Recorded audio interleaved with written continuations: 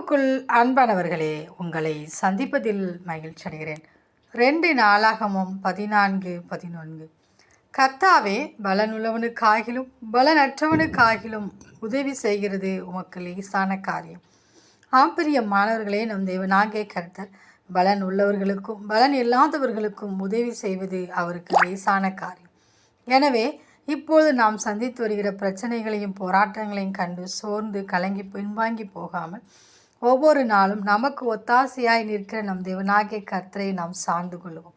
தேவனாகிய கர்த்தரிடத்தில் சென்று, கர்த்தாவே, எங்களுக்கு நீர் துணை நில்லும் என்று சொல்லி நாம் நம் தேவனாகிய கர்த்தரிடத்தில் போய் தயவாய் நாம் நிற்கும்போது தேவனாகிய கர்த்தர் அவருடைய பிள்ளைகளை ஒரு நாளும் ஒருபோதும் வெட்கப்படுத்த மாட்டார். தேவனாகிய கர்த்தர் நமக்கு உதவி செய்ய அவர் கடந்து வருவார். அப்பொழுது எந்த மனுஷனும் நம்மை மேற்கொள்ளாதபடி தேவனாகிய கர்த்தர் நமக்கு உதவுவார்.